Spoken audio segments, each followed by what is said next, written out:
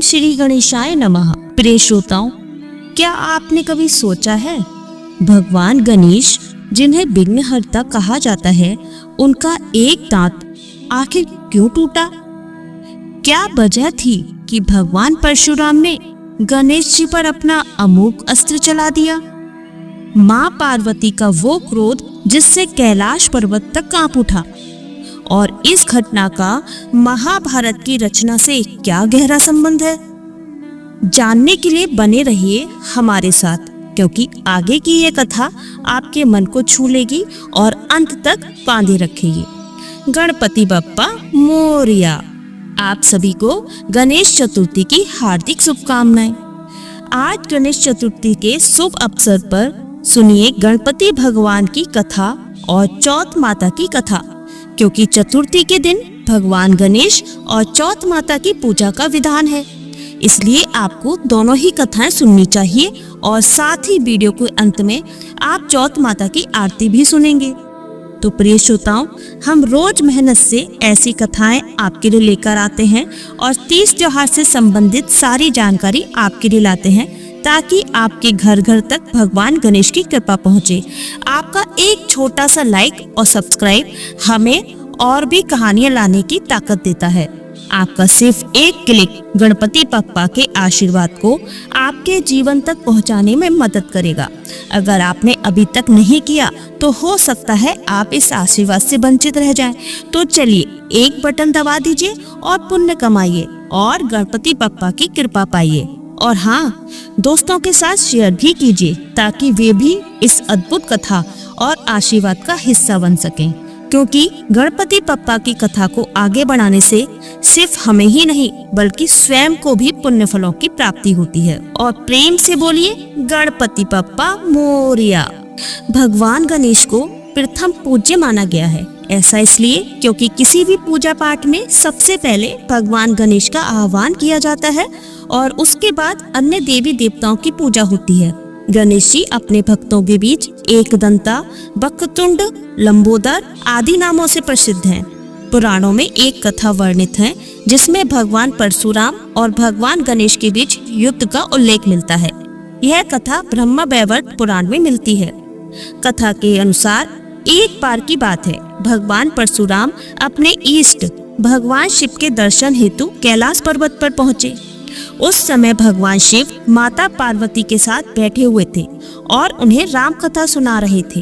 कथा में कोई बाधा ना हो, इसलिए भगवान शिव ने अपने पुत्र गणेश जी को आदेश दिया, पुत्र तुम इस द्वार पर पहरा दो, जब तक हम कथा में लीन हैं किसी को भी अंदर प्रवेश मत करने देना। गणेश जी ने सिर झुकाकर आज्ञा स्वीकार की और हाथ में भगवान शिव द्वारा दिया गया दिव्य त्रिशूल लेकर द्वार पर पहरा देने लगे। अब देखिए, इसी बीच परशुराम जी कैलाश पर्वत पर पहुँचे। वे सीधे भगवान शिव के दर्शन के लिए द्वार की ओर बढ़े। द्वार पर उन्हें नंदी और अन्य शिवगण मिले। परशुराम जी ने पूछा, भगवान शिव कहाँ हैं? मुझे उनसे मिलना है। शिवगणों ने कहा, हमें नहीं पता कि प्रभु अभी कहाँ हैं।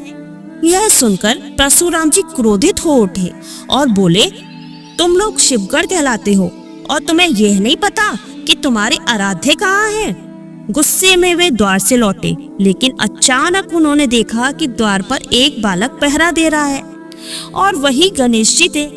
परशुराम जी बोले, बालक मुझे भीतर जाना है, हट जाओ मेरे मार्ग से। गणेश जी ने उत्तर दिया, क्षमा करें, परंतु यह पिता की आज्ञा है, जब तक वे अनुमति ना दे कोई भी अंदर नहीं जा सकता। यह सुनकर परशुराम जी को आश्चर्य हुआ। उन्होंने गणेश जी को देखा और बोले, यह कैसे माता पार्वती का पुत्र हो सकता है? इसका मुख तो गज का है और शरीर मानव का। गणेश जी यह सुनकर मुस्कुराए और बोले, आप तो ब्राह्मण लगते हैं, किंतु आपके हाथ में कमंडल की जगह परशु क्यों है? यह सुनकर परशुराम जी क्रोधित हो गए और बोले, बालक मेरा उपहास मत कर, मुझे पहचानो, मैं परशुराम हूँ। परशुराम जी भगवान शिव से मिलने के लिए जिद करने लगे, लेकिन गणेश जी ने उन्हें रोक दिया। यह देखकर परशुराम जी ने क्रोध में अपना परशु उठाया। गणेश जी ने भी भगवान शिव द्वारा दिया गया त्रिशूल संभाल लिया। दोनों के बीच भीषण युद्ध हुआ। परशुराम जी ने कई बार अपने शस्त्र चलाए, लेकिन गणेश जी अपने हर प्रहार से बच जाते। परशुराम जी ने अपनी समस्त शक्ति का प्रयोग किया, परंतु गणेश जी पर उसका कोई असर ना हुआ। अंत में परशुराम जी ने सोचा, अब केवल एक ही उपाय है, मुझे अपने इष्ट भगवान शिव द्वारा प्रदत्त इस दिव्य परशु का प्रयोग करना ही होगा। परशुराम जी ने भगवान शिव के वरदान से प्राप्त उस परशु को गणेश जी की ओर चला दिया। गणेश जी उस परशु के आघात को रोक सकते थे, लेकिन उन्होंने ऐसा नहीं किया क्योंकि वे भगवान शिव के वरदान का अपमान नहीं करना चाहते थे। गणेश जी ने उस अस्त्र का भार अपने दांत पर लिया, जिससे उनका एक दांत खंडित हो गया। इस घटना के बाद से ही उन्हें एक दंता कहा जाने लगा। जब पार्वती जी ने देखा कि उनके पुत्र गणेश का एक दांत टूटा हुआ है, तो वह क्रोधित हो गईं और उन्होंने दुर्गा का रूप धारण कर लिया। उनकी क्रोधाग्नि से पूरा कैलाश कांपने लगा। तभी गणेश जी ने माता से विनम्रता से कहा, माता कृपया शांत हो जाइए, परशुराम जी की कोई गलती नहीं है, मैंने ही उन्हें पिता के दर्शन से रोका था। गणेश जी के समझाने पर माता पार्वती का क्रोध शांत हो गया। परशुराम जी ने भी अपनी भूल स्वीकार की और गणेश जी से क्षमा मांगी। भगवान शिव ने तब आशीर्वाद दिया, गणेश तुम्हारा यह टूटा हुआ दांत व्यर्थ नहीं जाएगा, इसी दांत से तुम महर्षि व्यास की वाणी में महाभारत की रचना करोगे। तब से ही भगवान गणेश को ज्ञान, बुद्धि, सहनशीलता और आदर का प्रतीक माना जाने लगा। भगवान गणेश को सबसे प्रिय और विनम्र देवता माना जाता है। गणेश चतुर्थी का यह महापर्व बड़ी ही श्रद्धा और भक्ति भाव से मनाया जाता है। ऐसा माना जाता है कि इस पावन पर्व के दौरान गणपति बप्पा 10 दिनों तक धरती पर विराजमान रहते हैं। जो भी भक्त सच्चे मन से उनकी पूजा और आराधना करता है, भगवान गणेश उसके सभी दुखों को दूर करके उसकी मनोकामनाएं पूर्ण करते हैं। तो प्रेम से बोलिए गणपति बप्पा मोरया। प्रिय श्रोताओं, गणेश जी की इस कथा को भी अवश्य ही सुनना चाहिए, क्योंकि कहा जाता है कि इस कथा को श्रवण करने से आपकी समस्त मनोकामनाएं पूर्ण होती हैं। पौराणिक कथा के अनुसार एक समय की बात है, एक गांव में एक भाई बहन रहा करते थे। बहन का नियम था कि वह अपने भाई का चेहरा देखकर ही भोजन किया करती थी। उसका रोज का यही नियम था, जब तक वह अपने भाई का चेहरा न देखे तब तक वह भोजन नहीं करती थी। इस तरह समय बीतता रहा और उस लड़की का विवाह हो गया। अब भी वह हर रोज सुबह उठकर जल्दी जल्दी अपने इस घर का सारा काम समाप्त करके अपने भाई का मुंह देखने के लिए उसके घर जाया करती थी। एक दिन रास्ते में जब वह जा रही थी तो पीपल के पेड़ के नीचे उसने गणेश भगवान की एक मूर्ति देखी। तब उसने गणेश भगवान की मूर्ति के सामने हाथ जोड़कर कहा, हे गणपति महाराज, मेरे जैसा अमर सुहाग और मेरे जैसा अमर पीहर सबको दीजिएगा। ऐसा कहकर वह आगे बढ़ गई। जंगल की झाड़ियों के कांटे उसके पैरों में चुभा करते थे। अब उसका हर रोज का यही नियम था कि वह पीपल के पेड़ के नीचे स्थापित मूर्ति के आगे हाथ जोड़कर ही आगे बढ़ा करती थी। रास्ते में झाड़ियों के कांटे उसके पैर में चुभते थे तो उसके पांव से खून निकलने लगता था। एक दिन जब वह अपने भाई के घर पहुंची तो भाई का मुंह देखकर बैठ गई। तब उसकी भाभी ने उससे पूछा, तुम्हारे पैरों में क्या हो गया है? यह सुनकर उसने भाभी को जवाब दिया कि भाभी, रास्ते में जंगल की झाड़ियों के गिरे हुए कांटे मेरे पाँव में चुभ गए। उसकी भाभी ने जब ये बात भाई को बताई तो भाई ने अगले दिन कुल्हाड़ी लेकर रास्ते की सभी झाड़ियों को साफ कर दिया और इस तरह से कांटे भी साफ हो गए। भाई ने कांटों के साथ साथ पीपल के पेड़ के नीचे रखी मूर्ति को भी वहां से हटा दिया था, जिसकी वजह से गणेश भगवान क्रोधित हो गए और इस प्रकार उन्होंने क्रोधित होकर उसके भाई के प्राण हर लिए। अब देखिए, उधर लोग जब उसके भाई को अंतिम संस्कार के लिए ले जाने लगे तब उसकी भाभी रोते हुए लोगों से कहने लगी, आप लोग थोड़ी देर रुक जाओ, मेरे पति की बहन आने वाली है और वह अपने भाई का मुंह देखे बिना नहीं रह सकती, उसका यही नियम है। तब लोगों ने कहा, आज तो देख लेगी पर कल कैसे देखेगी? अब उधर देखिए, रोज की तरह बहन अपने भाई का मुंह देखने के लिए जंगल में निकली। तब उसने देखा रास्ते की झाड़ियों और कांटों को हटाकर साफ कर दिया और जब वह हाथ जोड़ने के लिए पीपल के पेड़ के नीचे पहुंची तो उसने देखा कि वहां पर गणेश भगवान की मूर्ति भी नहीं थी। उसे थोड़ी दूर पर गणेश भगवान की मूर्ति पड़ी हुई दिखाई दी। तब उसने मूर्ति को उठाकर साफ करके उसे फिर से उसी जगह पर रख दिया और हाथ जोड़कर कहने लगी, हे गणपति भगवान, मेरे जैसा अमर सुहाग और मेरे जैसा अमर पीहर सबको देना। और इस प्रकार ऐसा कहकर वह लड़की आगे निकल गई। तब गणेश भगवान सोचने लगे, अगर इसकी नहीं सुनी तो हमें कौन मानेगा, हमारी पूजा कौन करेगा। तब गणपति भगवान ने उसे आवाज दी, बेटी, इस खेजड़ी की 7 पत्तियां लेकर जा और उसे कच्चे दूध में घोलकर अपने भाई के ऊपर छींटे मार देना, वह उठकर बैठ जाएगा। यह सुनकर जब बहन पीछे मुड़ी तो उसने देखा वहाँ कोई नहीं था। फिर वह सोचने लगी कि ठीक है, जैसा सुना वैसा ही कर लेती हूँ। और इस तरह वह 7 ठीकड़ी की पत्तियां लेकर अपने भाई के घर पहुंची। उसने देखा वहाँ कई लोग बैठे हुए हैं। भाभी बैठी रो रही थी और उसका भाई उन सबके बीच मूर्छित अवस्था में लेटा हुआ था। तब उसने सुनी हुई आवाज के अनुसार पत्तियों के नियम के तहत भाई के ऊपर इस्तेमाल किया और इस प्रकार पत्तियों के प्रयोग से उसका भाई उठकर बैठ गया। तब भाई बहन से बोला, मुझे बहुत गहरी नींद आ गई थी। तब उसकी बहन बोली, ऐसी नींद किसी दुश्मन को भी ना आए। और फिर उसने रास्ते की सारी बात अपने भाई को बता दी।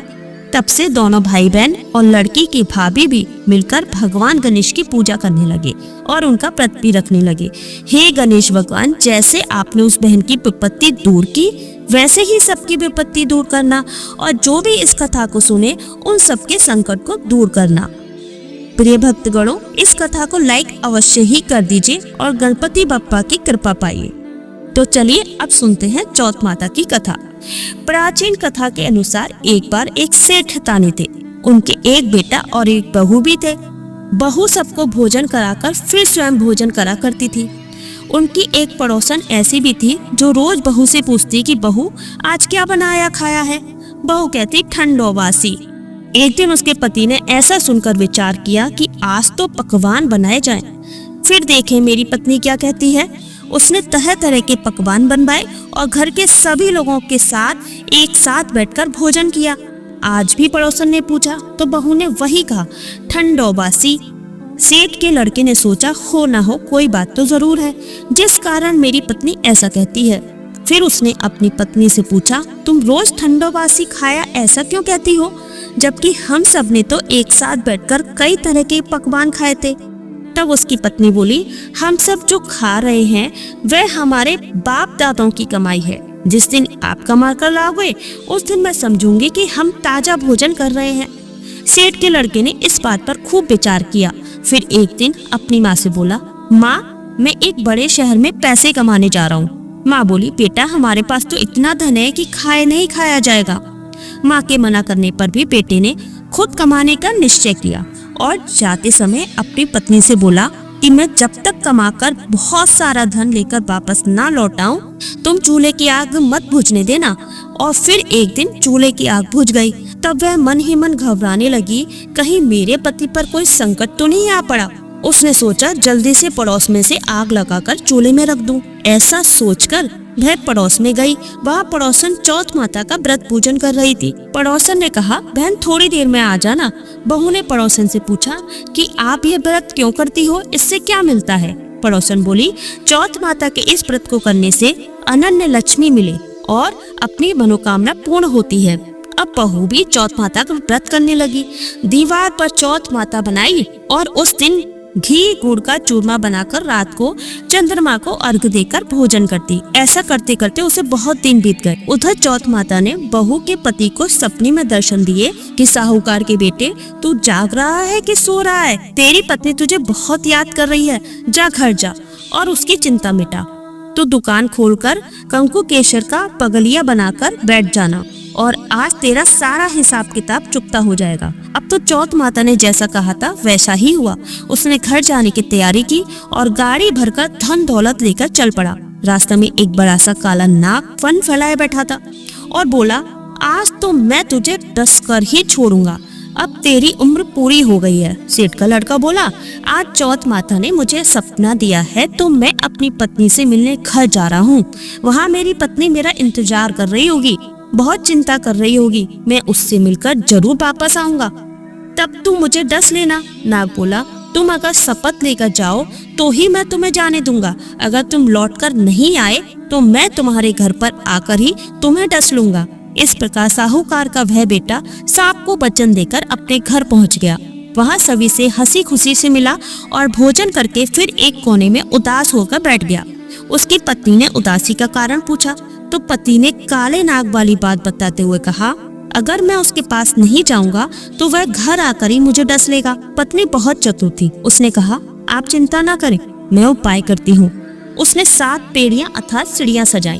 पहली पर रेत, दूसरी पर इत्र, तीसरी पर गुलाल फूल, चौथी पर कंकु केसर, 5वीं पर लड्डू पेड़ा, 6ठी पर गद्दी गलीचा और 7वीं पर दूध से भरो कटोरा। आधी रात को नाग आया, पहली पेड़ी पर चढ़ा, रेत में लोटा और बोला, सेठानी ने बड़ा आराम दिया है पर वचन से बधाओ, डसे बिना नहीं जाऊंगा। वह 7 पीढ़ियों पर इसी तरह लोटता गया। उसी समय चौथ माता, गणेश जी और चंद्रमा ने साहूकार के बेटे को बचाने का निश्चय किया। चंद्रमा ने उजाला किया, चौथ माता ढाल बन गई और गणेश जी ने तलवार से नाग को मार दिया। सुबह जब सबने देखा तो नाग मृत पड़ा था और तलवार ढाल वहीं रखी थी। सेठ के बेटे बहू ने चौथ माता को प्रणाम करते हुए कहा, हे माता, जैसे आपने हमारी रक्षा की वैसे ही सबकी रक्षा करना। प्रेम से बोलिए चौथ माता की जय। आइए अब श्रवण करते हैं चौथ माता की आरती। ओम जय श्री चौथ मैया, बोलो जय श्री चौथ मैया। सच्चे मन से सुमरे, सच्चे मन से सुमरे, सब दुख दूर भया। ओम जय श्री चौथ मैया।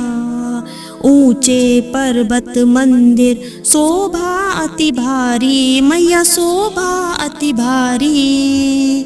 देखत रूप मनोहर, देखत रूप मनोहर, असुरन भयकारी। ओम जय श्री चौथ मैया। महाश्रृंगार सुहावन, ऊपर छतर फिरे, मैया ऊपर छतर फिरे। सिंह की सवारी सो है, सिंह की सवारी सो है, कर में खड़ग धरे। ओम जय श्री चौथ मैया। बाजत नौबत द्वारे, अरु मृदंग डमरू, मैया अरु मृदंग डमरू। 64 जोगनी नाचत, 64 जोगनी नाचत, नृत्य करे भैरू। ओम जय श्री चौथ मैया।